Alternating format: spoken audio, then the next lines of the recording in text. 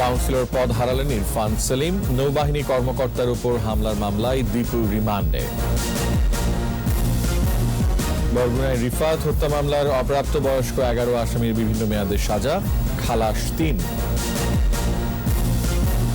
সড়ক নির্মাণের সময় পরিবেশ প্রকৃতির ক্ষতি না করার নির্দেশ প্রধানমন্ত্রীর। একনেকে 3 প্রকল্প অনুমোদন। বিচার প্রশাসনে অভিজ্ঞতা বিনিময় করবে বাংলাদেশ ভারত। আইনমন্ত্রীর সাথে নতুন হাইকমিশনারের সাক্ষাৎ। কর্মস্থলে যোগ দিতে প্রয়োজনীয় ব্যবস্থা নেয়ার দাবি করণে আটকে পড়া প্রবাসীদের। 2 মন্ত্রণালয়ে স্মারকলিপি।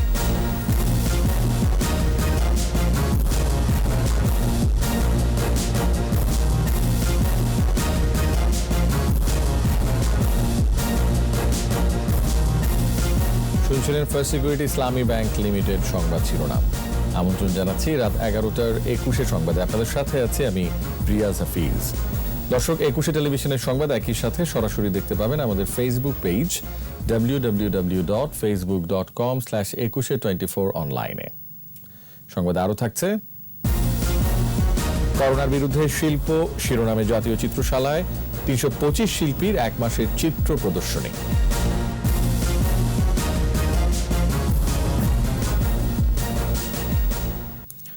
নৌবাহিনী কর্মকর্তা ওয়াসিফের উপর হামলা মামলার প্রধান আসামি ইরফান সেলিমকে কাউন্সিলর পদ থেকে সাময়িক বরখাস্ত করেছে স্থানীয় সরকার বিভাগ। র্যাবের ভ্রাম্যমাণ আদালত তাকে 1 বছরের কারাদণ্ড দিলে ইরফানকে বরখাস্ত করা হয়।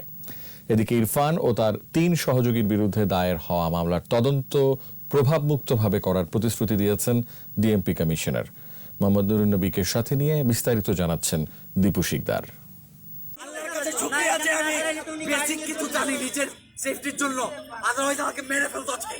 নৌবাহিনীর কর্মকর্তা ওয়াসিফ আহমেদ খানের উপর হামলা মামলার প্রধান আসামি ইরফান সেলিম ও তার দেহরক্ষী মোহাম্মদ জাহিদ র্যাবের অভিযানে গ্রেপ্তার হন সোমবার।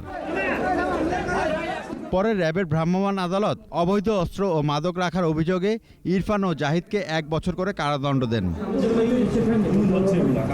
আর দণ্ডিত হওয়ার কারণে মঙ্গলবার ঢাকা দক্ষিণ সিটি কর্পোরেশনের 30 নম্বর ওয়ার্ড কাউন্সিলর ইরফানকে সাময়িক বরখাস্ত করে স্থানীয় সরকার বিভাগ। কেউ আইনের ঊর্ধ্বে নয়, আইনে যেভাবে আছে সে তাকে বরখাস্ত করার পরে তার বিষয়টা পূর্ণাঙ্গ তদন্ত সম্পূর্ণ প্রক্রিয়া সম্পূর্ণ করে স্থায়ীভাবে বরখাস্ত করা হবে। নৌবাহিনী কর্মকর্তার উপর হামলা মামলায় এজাহারভুক্ত 4 আসামির অন্য 2 জন হলেন মিজানুর রহমান ও এবি সিদ্দিক দীপু। সোমবার মিজানুরকে গ্রেফতার করে ধানমন্ডি থানা পুলিশ।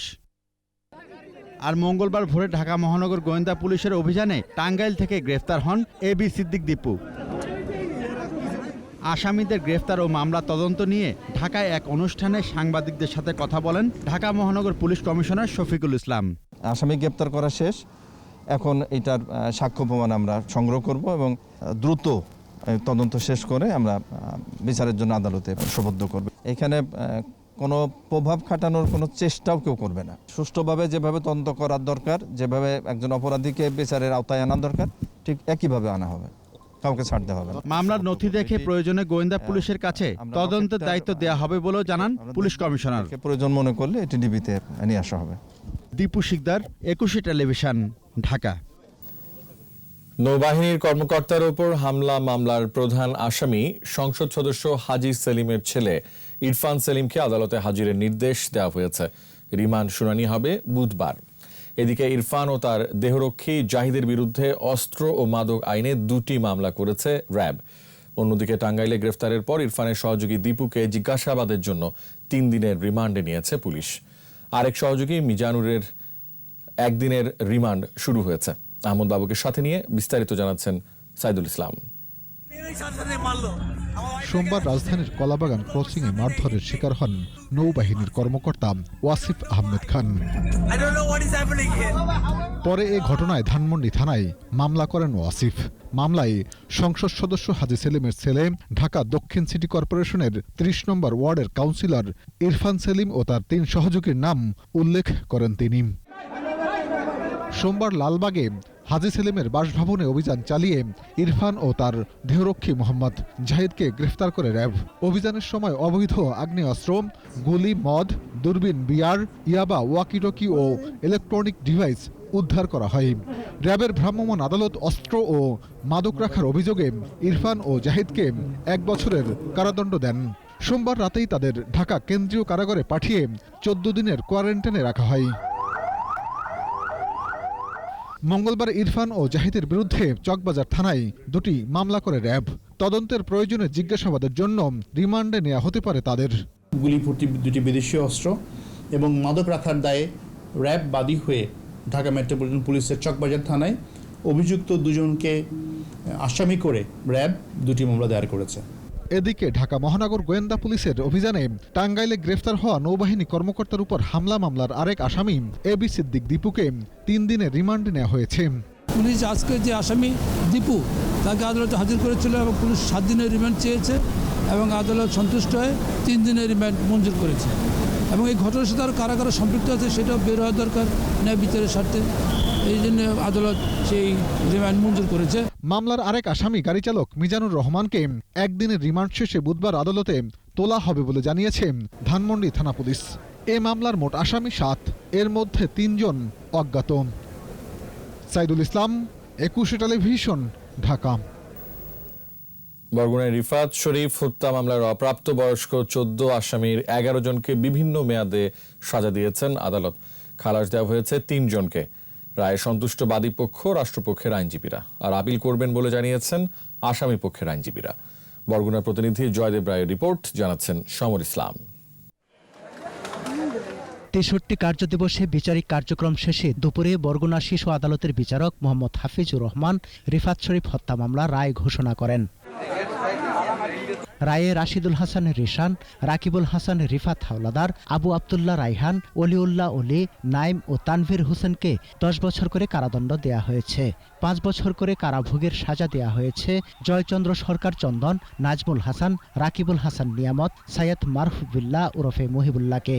এছাড়া প্রিন্স মোল্লাকে দেয়া হয়েছে 3 বছরের কারাদণ্ড। খালাস দেয়া হয়েছে আরিয়ান হোসেন শ্রাবণ, রাতুল শিকদার জয় ও মারুফ মল্লিককে। রায়ে সন্তোষ প্রকাশ করেন বাদী ও রাষ্ট্রপক্ষের আইনজীবী। আমি আমার পরিবার সহ সবাই এই রায়কে স্বাগত জানাই এবং এই রায়ে আমরা সবাই খুশি। গডফাদারেরা কিশোর অপরাধীদেরকে ব্যবহার করতেছে যেহেতু তাদের সাজা কম, এই জন্য বিজ্ঞ আদালত অভিমত দিয়েছেন যে এই কিশোর অপরাধীদের সাজা বৃদ্ধি করা উচিত। ন্যায় বিচার পেতে উচ্চ আদালতে যাবেন বলে জানিয়েছেন আসামি পক্ষের আইনজীবী ও দণ্ডপ্রাপ্তদের স্বজনরা। আমার ছেলে সহ অন্য যারা আছে আসামি শিশু তাদের সবাই খালাস হবে। তাদের অভিভাবকদের সাথে আলোচনা করে এটা উচ্চ আদালতে যাওয়ার সিদ্ধান্ত নিব। এর আগে গত 30 সেপ্টেম্বর এই মামলার প্রাপ্তবয়স্ক 10 আসামির রায় হয়। রায়ে নিহত রিফাতের স্ত্রী আয়েশা সিদ্দিকা মিন্নি সহ 6 জনের মৃত্যুদণ্ড হয়। খালাস দেয়া হয় 4 জনকে। গত বছর 26 জন বরগুনা সরকারি কলেজের সামনে কিশোর গ্যাং বন্ড বাহিনী কুপিয়ে গুরুতর জখম করে রিফাত শরীফকে। চিকিৎসাধীন অবস্থায় ওই দিন বিকেলে বরিশাল শেরেবাংলা মেডিকেল কলেজ হাসপাতালে মারা যান রিফাত। সমর ইসলাম, 21 টেলিভিশন। বাস্তবায়নাধীন প্রকল্পের কর্মকর্তাদের হঠাৎ বদলি হলে নতুনদের দ্রুত প্রশিক্ষণ দেওয়ার নির্দেশনা দিয়েছেন প্রধানমন্ত্রী শেখ হাসিনা। জাতীয় অর্থনৈতিক পরিষদের নির্বাহী কমিটির বৈঠকে নির্দেশনা দেন একনেক চেয়ারপারসন ও প্রধানমন্ত্রী। এ সময় সড়ক নির্মাণের সময় পরিবেশ ও প্রকৃতির ক্ষতি না করারও নির্দেশ দেন তিনি। রিপোর্টে আরও জানাচ্ছেন আকবর হোসেন সুমন। রাজধানীর আগারগাঁওয়ে এনইসি সম্মেলন কক্ষে অনুষ্ঠিত জাতীয় অর্থনৈতিক পরিষদের নির্বাহী কমিটি একনেক বৈঠকে গণভবন থেকে যুক্ত হন চেয়ারপারসন ও প্রধানমন্ত্রী শেখ হাসিনা। এতে ৫,১৮৯ কোটি ৬৯ লাখ টাকা ব্যয়ে 3টি উন্নয়ন প্রকল্প অনুমোদন দেওয়া হয়।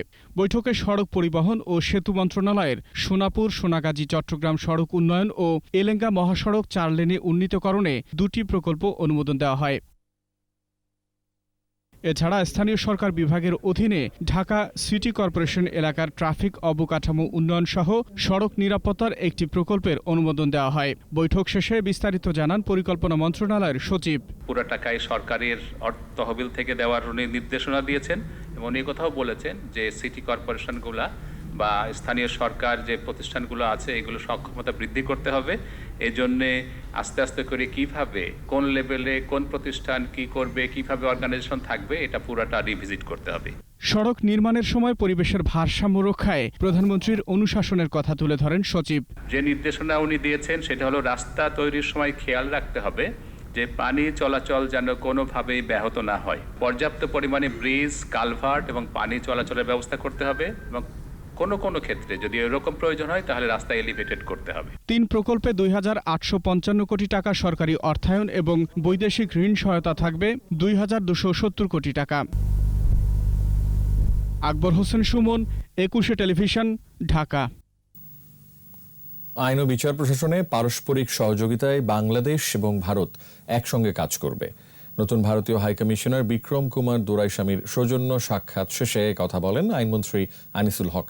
এ সময় করোনা পরিস্থিতিতে বাংলাদেশের বিচারিক কাজের প্রশংসা করেন ভারতীয় হাইকমিশনার। প্রণব চক্রবর্তী রিপোর্ট। রাজধানীর গুলশানে আইনমন্ত্রী আনিসুল হকের বাসভবনে সৌজন্য সাক্ষাৎ করেন বাংলাদেশে ভারতের নতুন হাই কমিশনার বিক্রম কুমার দোরাইস্বামী।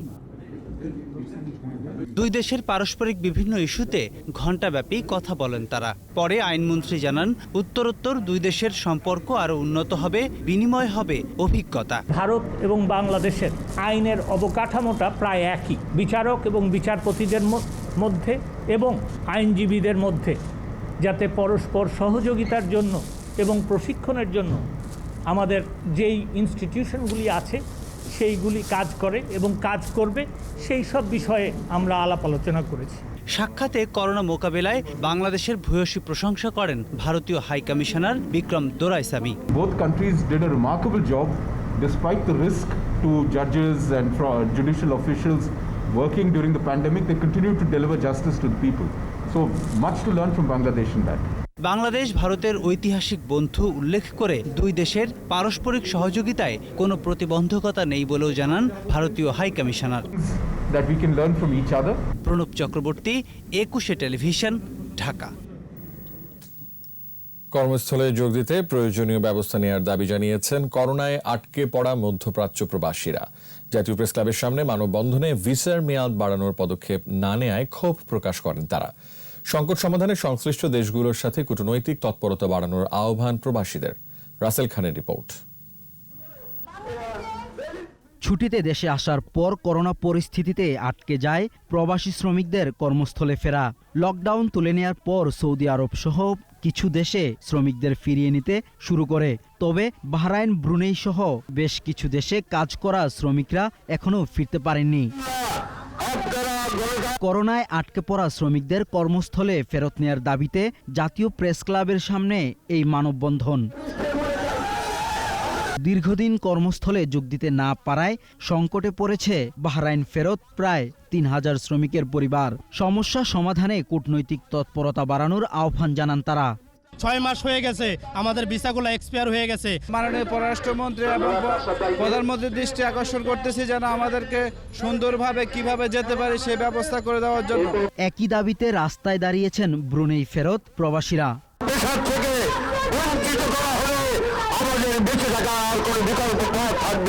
সব প্রস্তুতি সম্পন্ন করার পরও যাত্রা অনিশ্চিত কিছু সৌদি প্রবাসীর। তারা একবার বলতেছে যে ভিসা ক্যান্সেল করতে হবে, আরেকবার বলতেছে ভিসা ক্যান্সেল করতে হবে না। তো এখন তারা এইভাবে আমাদের ভাই এক একজনকে বইলা বিভ্রান্তিতে ফালাই দিতেছে। মাননীয় প্রধানমন্ত্রী যদি আমাদের দিক সুদৃষ্টিতে তাকায় তাহলে স্ট্যাম্পিংদারি 25,000 ব্যক্তি আমরা সৌদি আরবে যেতে পারি। কর্মসূচি শেষে সার্বিক সহযোগিতা কামনা করে প্রবাসী কল্যাণ মন্ত্রণালয় ও পররাষ্ট্র মন্ত্রণালয়ে স্মারকলিপি জমা দেন আটকে পড়া প্রবাসী শ্রমিকরা। রাসেল খান, 21 টেলিভিশন, ঢাকা। স্বাস্থ্যবিধি মেনে চলুন, সুস্থ থাকুন। বিরতি নিচ্ছি, যখন ফিরছি তখন থাকছে। পুনর্বিচারে গেল অনলাইন অ্যাক্টিভিস্ট ওয়াশিকুর হত্যা মামলা। অভিযোগ গঠনের শুনানি 4 নভেম্বর। চট্টগ্রামে আলুর বাজারে অভিযান, বাড়তি দামে বিক্রির দায়ে 10 আড়তদারকে জরিমানা। আবার আমন্ত্রণ রাত 11টার 21 সংবাদে। দেশে কোভিড-19 24 ঘন্টায় আরও 20 জনের মৃত্যু হয়েছে। এ নিয়ে মোট মৃত্যু 5,838। স্বাস্থ্য অধিদপ্তরের সংবাদ বিজ্ঞপ্তিতে বলছে 234তম দিনে 111টি ল্যাবে 12,617 নমুনা পরীক্ষায় শনাক্ত 1,335। এ নিয়ে মোট শনাক্ত 4,01,586 জন। নতুন 1,523 সহ সুস্থ হয়েছে 3,18,123 জন। সুস্থতার হার 79.22% এবং মৃত্যুর হার 1.45%। করোনায় পুরুষ মৃত্যুর হার 76.98 এবং নারীর মৃত্যুর হার 23.02%। বাণিজ্যিক প্রতিষ্ঠানকে আগের জায়গায় ফিরিয়ে আনা এবং টেকসই করাই করোনা মোকাবেলায় বড় চ্যালেঞ্জ বলছেন অর্থনীতিবিদরা। গবেষণা প্রতিষ্ঠান সেন্টার ফর পলিসি ডায়ালগ সিপিডির অনলাইন আলোচনায় বক্তারা সহযোগী সদস্যকে বিনা শর্তে ঋণ দেওয়ার তাগিদ দেন। তবে ঋণ পাওয়ার চেয়েও আমলাতান্ত্রিক জটিলতা কমানো এবং মেশিনারির সক্ষমতা বাড়ানোর প্রতি গুরুত্ব দেওয়ার পরামর্শ দেন অর্থনীতিবিদরা। করোনার মধ্যে রেকর্ড পরিমাণ রেমিটেন্স আসলেও পার্শ্ববর্তী দেশের তুলনায় জনগণের গড় রেমিটেন্স কম বলেও মন্তব্য করেন তারা। পুনঃবিচারে গেল অনলাইন অ্যাক্টিভিস্ট ওয়াশিকুর রহমান বাবু হত্যা মামলা। কয়েকটি আইনি ত্রুটি এবং জটিলতার কারণ দেখিয়ে রাষ্ট্রপক্ষ পুনঃবিচারের আবেদন করায় মঙ্গলবার আর রায় হয়নি। আবেদন গ্রহণ করে ঢাকার তৃতীয় অতিরিক্ত মহানগর দায়রা জজ রবিউল ইসলাম নতুন করে অভিযোগ গঠনের শুনানির জন্য 4 নভেম্বর তারিখ ধার্য করেন। 2016 সালের 20 জুলাই আসামিদের বিরুদ্ধে অভিযোগ গঠন করেছিলেন ঢাকার তৃতীয় অতিরিক্ত মহানগর দায়রা জজ SM জিয়াউর রহমান। এ মামলার 5 আসামির মধ্যে নিষিদ্ধ সংগঠন আনসারুল্লাহ বাংলা টিমের 3 জঙ্গি কারাগারে আছে। রাজধানীর মতিঝিল থানায় দায়ের করা নাশকতার মামলায় জামাতের আমির ডাক্তার শফিকুর রহমান সহ 186 জনের বিচার শুরু হয়েছে। ঢাকা মহানগর হাকিম মোহাম্মদ আসাদুজ্জামান নূর অভিযোগ গঠনের মধ্য দিয়ে বিচার শুরুর আদেশ দেন। 22 মার্চ এই মামলার সাক্ষ্য গ্রহণের দিন ধার্য করা হয়েছে। রাজধানীর মতিঝিলে সরকার বিরোধী মিছিল থেকে পুলিশের গাড়িতে ককটেল বিস্ফোরণ এবং বিআরটিসি বাসে আগুন দেওয়ার অভিযোগে এ মামলা হয়। তদন্ত শেষে 2014 সালে 30 এপ্রিল আদালতে অভিযোগপত্র দাখিল করে পুলিশ। ক্ষমতাসীনরা স্বেচ্ছাচারী হয়ে গেছেন বলে মন্তব্য করেছেন বিএনপির স্থায়ী কমিটির সদস্য নজরুল ইসলাম খান। যুবদলের 42তম প্রতিষ্ঠাবার্ষিকী উপলক্ষে বিএনপির প্রতিষ্ঠাতা জিয়াউর রহমানের সমাধিতে নেতাকর্মীদের নিয়ে শ্রদ্ধা নিবেদন করেন তিনি। বলেন, ক্ষমতার নৈতিক ভিত্তি নেই বলে এই সরকার দুর্নীতিগ্রস্ত হয়ে গেছে। জনগণের দাবি মেনে নিরপেক্ষ সরকারের অধীনে নির্বাচনের আহ্বান জানান বিএনপির এই নেতা। যে সরকারের ক্ষমতার নৈতিক ভিত্তি নেই সেই সরকারের আমলে তার মন্ত্রীরা দুর্নীতিগ্রস্ত হয় এবং সবাই স্বেচ্ছাচারী হয়ে যায়। কেন্দ্রীয় শহীদ মিনারের পাশে লাইব্রেরি সহ ভাষা জাদুঘর নির্মাণে হাইকোর্টের রায় বাস্তবায়ন হয়নি 11 বছরেও। জনস্বার্থে দায়ের করা মামলাটির আইনজীবী বলছেন, রায় বাস্তবায়ন না হওয়া আদালত অবমাননা। তবে ঢাকা বিশ্ববিদ্যালয়ের উপাচার্য জানিয়েছেন, রায় বাস্তবায়নের কাজ চলছে, নেওয়া হয়েছে দীর্ঘমেয়াদী পরিকল্পনাও। আরো জানাচ্ছেন শাকের আরজু। ভাষা সৈনিকদের স্মরণে স্থাপিত কেন্দ্রীয় শহীদ মিনার ফেব্রুয়ারি মাস ছাড়া সারা বছরই অবহেলায় পড়ে থাকে শহীদ মিনার। কেন্দ্রীয় শহীদ মিনারের মর্যাদা গাম্ভীর্যতা রক্ষায় বিভিন্ন মহলে বিষয়টি নিয়ে বিভিন্ন সময় আলোচনা সমালোচনা হয়। এরই প্রেক্ষিতে 2010 সালে শহীদ মিনারের মর্যাদা, ভাব গাম্ভীর্য ও পবিত্রতার সংরক্ষণের নির্দেশনা চেয়ে রিট করে human rights and peace for Bangladesh. রিটের চূড়ান্ত শুনানি শেষে 2010 সালের 25 আগস্ট হাইকোর্ট 8 দফা নির্দেশনা সহ রায় দেন। রায়ে নির্দেশনা দেয়া হয়, কেন্দ্রীয় শহীদ মিনারের পাশে একটি লাইব্রেরি সহ ভাষা জাদুঘর নির্মাণ করতে হবে। ভাষা আন্দোলন সম্পর্কে ইতিহাস সন্নিবেশিত করে বাংলা ও ইংরেজি ভাষায় ব্রুশিয়ার তৈরি করে জাদুঘরে রাখতে হবে। বিষয়টি চলমান তদারকিতে থাকবে বলেও জানান আদালত।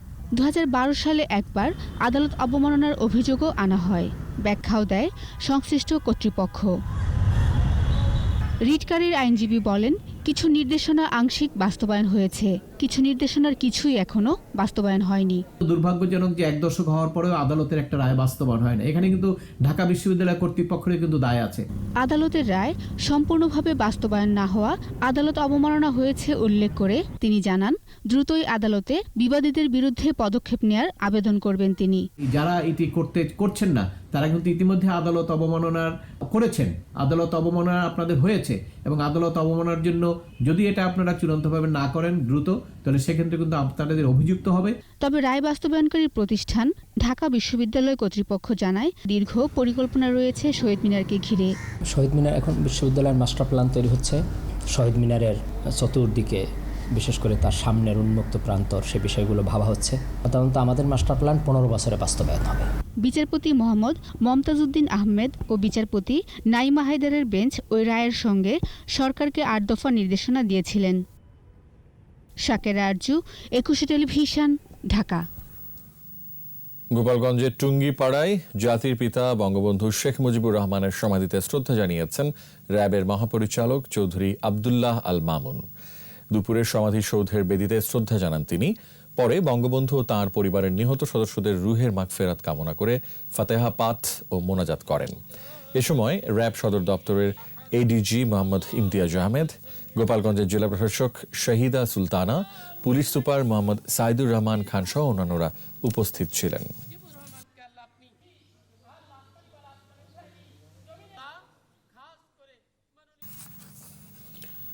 চট্টগ্রামে আলুর বাজার স্থিতিশীল রাখতে অভিযান শুরু করেছে জেলা প্রশাসন।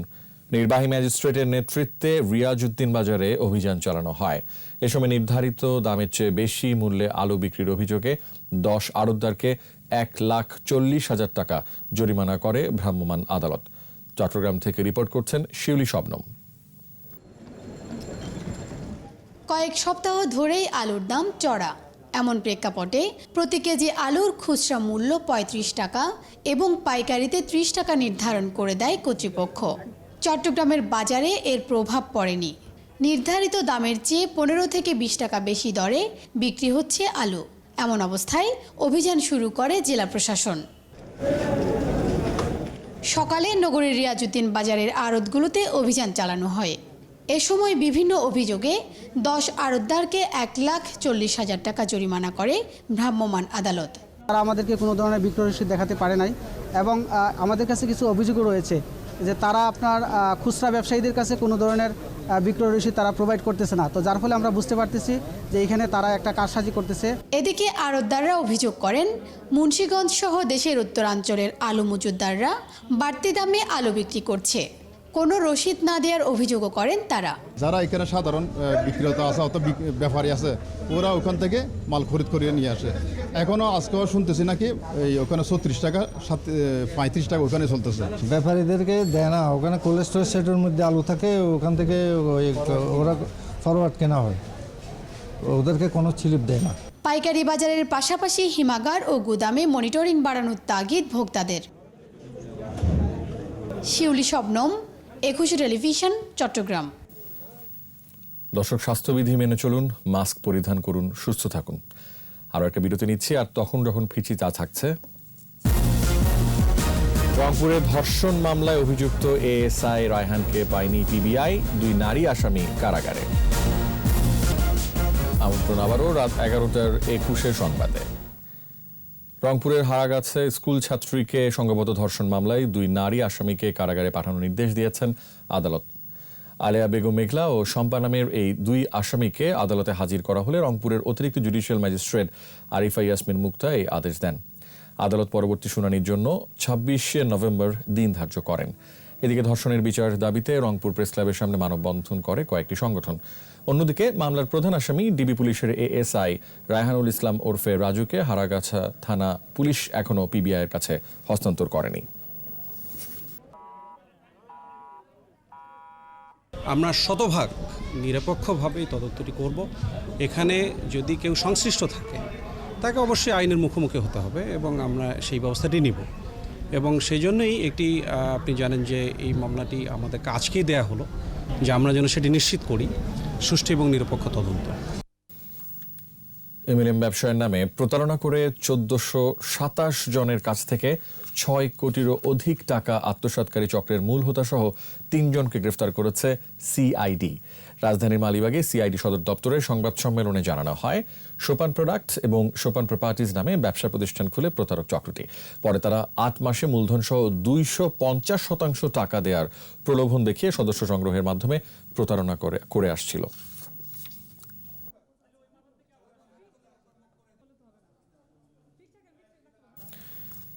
নীলফামারীর চিলাহাটি থেকে পরীক্ষামূলক বাংলাদেশ রেলওয়ের একটি ইঞ্জিন ভারতের হলদিবাড়ি হয়ে আবার ফিরে এসেছে। দুপুরে হলদিবাড়ি শূন্যরেখার উদ্দেশ্যে ট্রেনটি ছেড়ে যায়।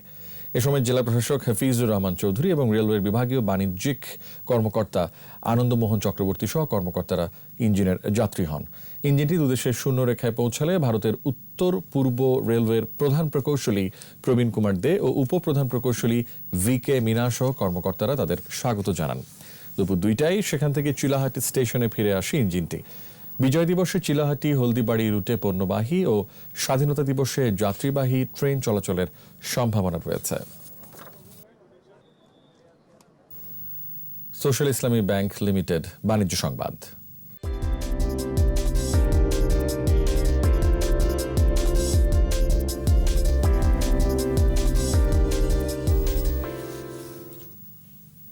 সূচক কমেছে দেশের পুঁজিবাজারে, তবে বেড়েছে লেনদেনের পরিমাণ। মঙ্গলবার ডিএসইতে লেনদেন হওয়া ৩৫৬টি প্রতিষ্ঠানের মধ্যে দর বেড়েছে ৮৫টির, কমেছে ২০৫টির আর অপরিবর্তিত ছিল ৬৬টির দর। ডিএসইর প্রধান সূচক DSEX ২৪ পয়েন্ট কমে নেমে আসে ৪,৮৬৭ পয়েন্টে। দিন শেষে ডিএসইতে লেনদেনের পরিমাণ দাঁড়ায় ১,০০০ কোটি টাকার কিছু বেশি। সূচক কমেছে সিএসইতেও। সিএসইতে লেনদেন হওয়া ২৭৩টি প্রতিষ্ঠানের মধ্যে দর বেড়েছে ৯৪টির, কমেছে ১৩৬টির আর বদলায়নি ৪৩টির দর। আর সিএসইতে লেনদেন হয়েছে ৩১ কোটি ৪২ লাখ টাকার শেয়ার ও মিউচুয়াল ফান্ড। সংস্কৃতি সংবাদ।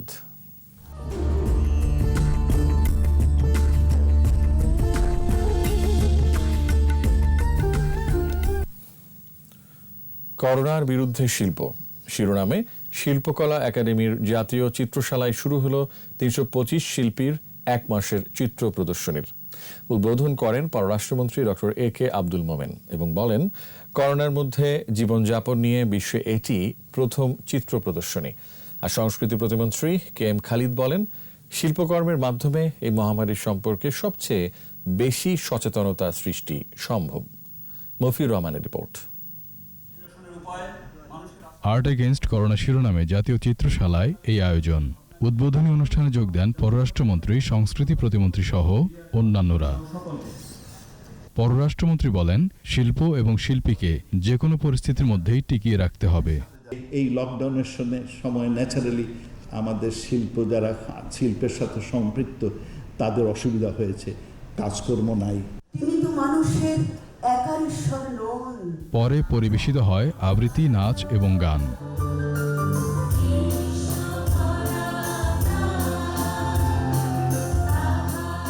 প্রদর্শনীতে বিভিন্ন মাধ্যমে আঁকা নবীন ও প্রবীণ ৩২৫ জন শিল্পীর শিল্পকর্ম প্রদর্শিত হচ্ছে। শিল্পীদের তুলিতে উঠে এসেছে করোনাকালে যাপিত জীবন। ১ ও ২ নম্বর গ্যালারিতে এই প্রদর্শনী চলবে ২৬শে নভেম্বর অবধি।